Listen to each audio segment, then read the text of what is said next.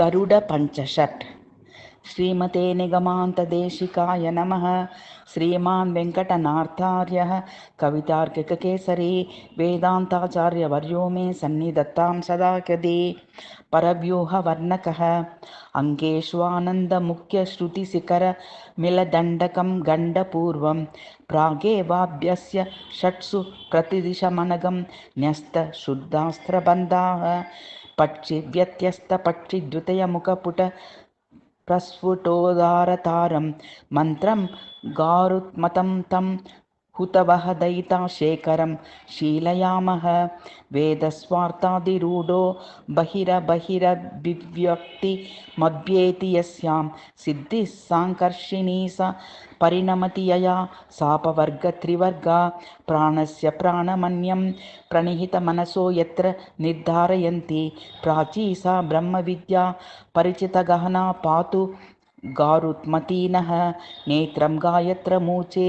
त्रिवृदिति च शिरो नामधेयं यजुंषि छन्दास्यङ्गानि दिश्यात्मभिरजनि शफैर्विग्रहो वामदेव्यं यस्य स्तोमात्मनोऽसौ बृहदितरगरुत् तादृशां नाथपुच्छः स्वाच्छन्दहनः प्रसूतां श्रुतिशतशिखाराभिष्टुतात्मा गुरुत्मान् योऽयं दत्ते स्वनिष्ठं वहनमपि वरः स्पर्शितो येन यस्मै यस्माद्यस्याहव श्रीविर्ददति भजनं यत्र यत्रेति सन्तः प्रायो देवः स इत्थं हरिगरुडबिधा कल्पितारोहवाः स्वाभाव्यः स्वात्मभव्यः प्रदिशतु शकुर्निर्ब्रह्म सम्ब्रह्यतां नः एको विष्णुर्द्वितीयस्त्रिचतुरविदितं पञ्चवनीं रहस्यं षड्गुण्यस्मेरसप्तस्वर गतिरणि मादृष्टसम्पन्नवात्मा देवो दर्भीकरादिर्दशयति नयनाराति सहस्रलक्ष्मी विक्रीडत्पक्षकोटिर्विकटयतु भयं वीतसङ्ख्योदयो नः सत्यादेहि सात्वतादिप्रथितमहिमभिः पञ्चभिर्व्यूहभेदैः पञ्चाभिक्यो निरुन्दन् भवगरल भवं प्राणिनां पञ्चभावं प्राणापानादिभेदात् प्रतितनुमरुतो दैवतं पञ्चवृत्तेः पञ्चात्मा पञ्चदासौ पुरुष उपनिषद्दोषि तस्तोष येन्नः श्लिष्यद्भोगीन्द्रभोगे श्रुतिनिकरनिधौ भूतिर्भेदे स्वकीये वर्णव्यक्तिर्विचित्राः परिकलयति यो वक्त्रबाहुरुपादेः प्राणः सर्वस्य जन्तो प्रकटितपर परमब्रह्मभावः स इत्थं क्लेशं चिन्तन् खगेशं सपदि विपदिनः सन्निधिः सन्निधित्ताम् अग्रे तिष्ठन् उदग्रो मणिमुकुर इवानन्य दुष्टैर्मुरारैः पायान्माया भुजङ्गी विषभयात् गाढस्मान् गरुत्मान् चिभ्यक्षीराब्धिपातः सह भवगरल स्पर्शशङ्की सशङ्के छायां दत्ते यदीयां हरिहरि हृदयारोह धन्यो मनीन्द्रः सब्धन्यत्या तनुत्रं सुचरितमशनं प्रख्यनं निर्दिशत्या प्रत्युद्धदिल्लपल्लीभटरुधिर सरिल्लोलकल्लोलमाला अङ्गैरेव स्वकीयैर्महमिकया मानितो वैनतेयः अमृताहरणवर्णकः आहर्तारं सुधाया दुरधिगममहाचक्र दुर्गस्थितायाः जेतारं वज्रपाणेः सह विबुधगणैराहवे बाहुवेगात् विष्णु सम्प्रीयमानो वरविनिमयतो विश्वविख्यातकीर्तिं देवं यासूतसासौ दिशतु भगवती शर्म दाक्षायणी नः वित्रासाद्वीतिहोत्रं प्रथममधिगतैरन्तिके मन्दधाम्ना भूयस्तेनैव सार्धं भयभरतरलैर्वन्दितो देववृन्दैः कल्पान्तक्षोभदक्षं कथमपि कृपया सञ्क्षिपन् दामचण्डं विद्वाण्डं निर्जिहानो भवभयमिह नः खण्डयत्वण्डजेद्रः चुण्णचोणीधराणि चुबितचतुरकूपार तिम्यदुरन्ति त्रुट्यात्तारसाराणि स्तपुटित विबुधस्थानकानि क्षिपेयुः पातालब्रह्मसौधावधिविहित मुदा वर्त्नान्यस्मदार्तिं ब्रह्माण्डस्यान्तराले बृहति खगपतेरबर्ककीर्तितानि संविच्छस्त्रं दिशन्त्या सह विजय चमूराशिषा प्रेषयन्त्या येनो स्म द्वैनतेयोर्नुदतु विनतया कप्तरक्षा विशेषः कद्रुं सङ्केतदास्य चपनपन सुधालक्षभैक्षं जिगृक्षुः विक्षेपैः पक्षतीनाम् अनिभृतगतिर्भिर्वादित व्योमूर्तयः वाचालाम्बोधिवीची वलय विरचितालोक शब्दानुबन्धः दिक्खन्त्या कीर्यमान चरदुडु निकर व्याज लाजाभिषेकः नाकोन्माथाय गच्छन् नरकमपि समे नागहन्ता निहन्तु रुक्षाक्षेपदक्षो मिहिर हिम करोत्ताल तालाभिघाति बेलावाह केलिलोलो विविध गणघटा कन्दुकादातशीलः पायन्नः पातकेभ्यः पतककुलपते पक्षविक्षेपजातः वातः पातालहेलापटः पटुरस्वरम्ब स्वम्रम्भधीरः किं निर्दातः किर्मकं परिपतति दिवः किं समिद्धोर्मौर्यः किंस्वित् कार्तरस्वरादिन्ननु विदितमिदं व्योमवर्त्मां गरुत्मान् आसीदत्याजिहीर्ष्य बितपतति हरत्यति हातातहाम्बेति आलोपोद्युक्तबिल्लाकुलजठरपुटः पातु नः पत्रिनाथः आसृक्त्याप्तैरसृग्भिर्दुरुपशमतृषा शातनी शातदंष्टा कोटिलोटत्करोटी विकटकटकारव घोरावतार बिन्दात् सार्धुपकिन्द्या सपदि परिहत ब्रह्मका जिज्ञागरैः उद्देलदिल्लपल्ली निगरणकरणा पारणा कारणं नः स्वच्छन्द स्वर्गबृन्द प्रथमतम महोत्पात निर्घात घोरः स्वान्तद्वान्तं निरुन्द्यात् दुतधरणि पयोराशिषा शिराशि विशारैः हाला निर्वेश हेला हसल बहुलो हर्ष कोलाहलौ नः सान्धक्रोधानुबन्धात् सरसि नखमुखे पादपे गण्डशैले तुण्डाग्रे कण्ठराद्रे तदनु च जठरे निर्विशेषं युयुत्सु अव्यादस्मान् अभव्यादविदितनकर श्रोणिद्रष्ट्राम्बिधातो जीवग्राहं गृहीत्वा कमटकरनिटो भक्ष्यन् पक्षिमालः अल्पः कल्पान्तलीला नटमकुटसुधासूतिखण्डो बहूनां निस्सारस्वदृजानेनुभवतु मुदा मन्थनं त्वेषसिन्धुः रागा चन्द्रस्तु राहो स्वमिति कथत यतः प्रेक्ष्य कद्दूकुमारान् सान्तर्हासं खगेन्द्रः सपदि हतस्युदस्त्रायताम् आयातान्नः आराद्धभ्युस्तैरावतम् अमित जवादक्षदुच्चैः श्वसकं जातक्षोभं विमत्तन् दिशि दिशि दिविषद्वाहिनीशं क्षणेन भ्राम्यं सव्यापसव्यं सुमहति निशति स्वर्गिसार्थे सुधार्तं प्रेक्खन्नेत्र श्रियं नः प्रकटयितु चिरं पक्षमान् मन्तशैलः अस्तोनेषु ग्रहणामनियत विहितानन्त वक्रातिचाराः विश्वोपाधिव्यस्तता विगम विकुलित प्रागवागादिभेदाः द्वित्राः सुत्राम भक्तग्रह कलह विदावण्डजेन्द्रस्य चण्डाः पत्रोक्षेपा विपक्ष चपन सरबसा शर्म मे निर्मिमीरन् तत्तत् प्रत्यर्ति सारावधिवीतं रुषा रोषगन्धौ रुषान्दैः येह क्रीडन्नैकैः सुरपति सुभटरैक्षतो रक्षतान्नः अन्योन्बद्धलक्षापहरणवीतामन्द मात्सर्यतुङ्गैः अस्योद्योमन्तमन्तहितनिखिल हरिमण्डल चण्डभानोः लुण्टाकैरकाण्डे जगदिकलमिदं शर्वरी वर्वरीति प्रेखेलत्स्वर्गलोगोलः स्खलदुःनिकरस्कन्दबन्धान् निरुन्धन् रंहोऽभि तस्मैर्मदहों हस्तु तरलित ब्रह्मसद्या गरुत्मान् यः स्वाङ्गो सङ्गरान्तर्गरुदनिललव स्तम्भिते जन्मशत्रो कुण्ठास्त्रे सन्नकण्ठं प्रणयति प्रवये पक्षलेशं दिदेश सोऽस्माकं संविदत्तां सुरपति पृतना द्वन्द्वयुद्धैकमल्लः माङ्गल्यं वालकिव्य द्विजवर तपसां कोऽपि मूर्तो विवर्तः रुद्रान् विधाव्य सेन्द्रान् हुतवः सहितं गन्धवाहं गृहीत्वा कालं निष्काल्य दुत्वा त्रिकुतिधनपति पाशिनं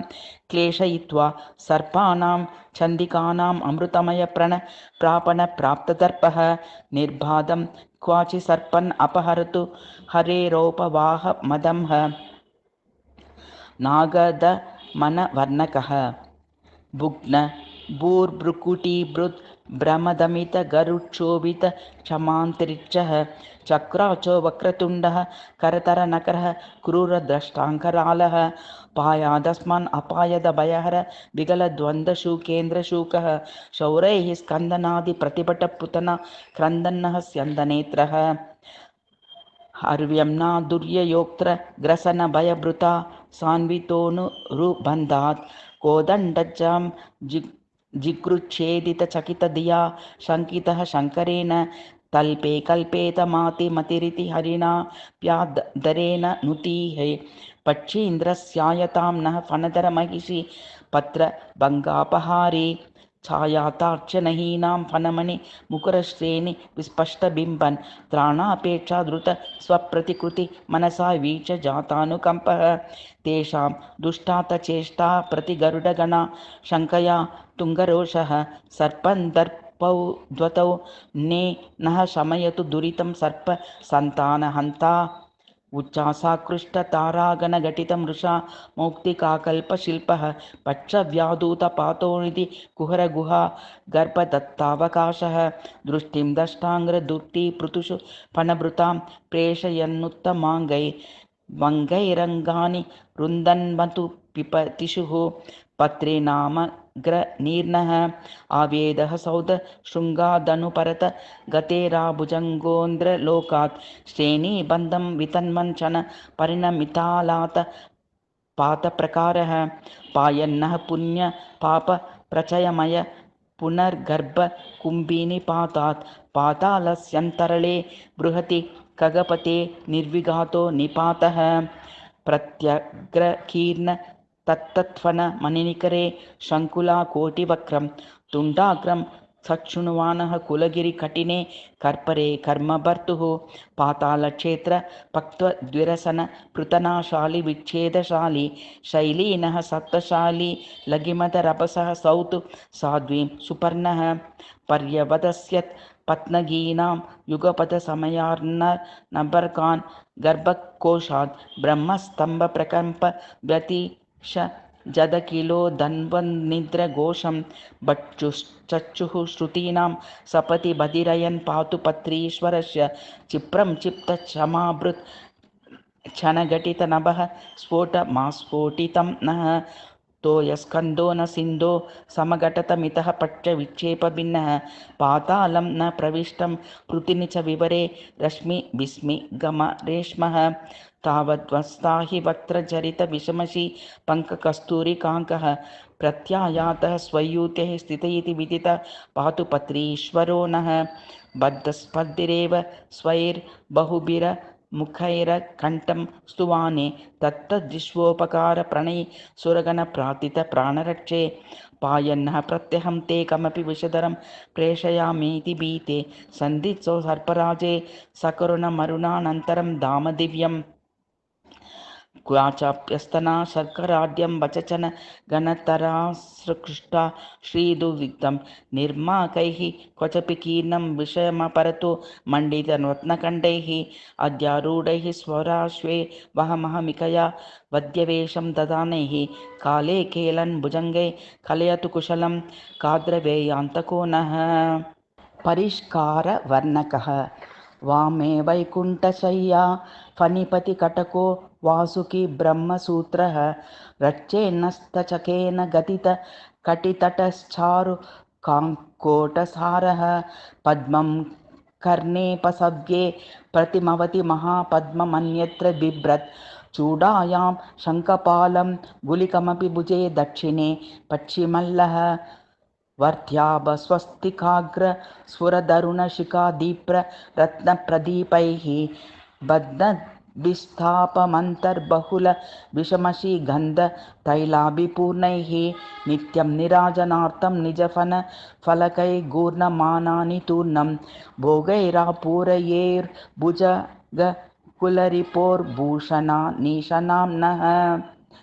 अंगप्रत्यंगलीनामृत सविसर स्पर्श लोभातिवान्तः स्रासाद् ग्रासानुबन्धादिव सहज मितो वैर शङ्कोत्तराङ्गात्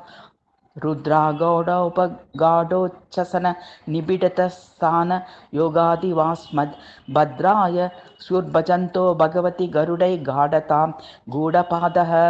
कोटीरे रत्नकोटि प्रतिफलिततया नैकदा भिन्नमूर्तिः वाल्मीकस्तान् स्वयूत्यानभित इव निजैर्वेष्टनैः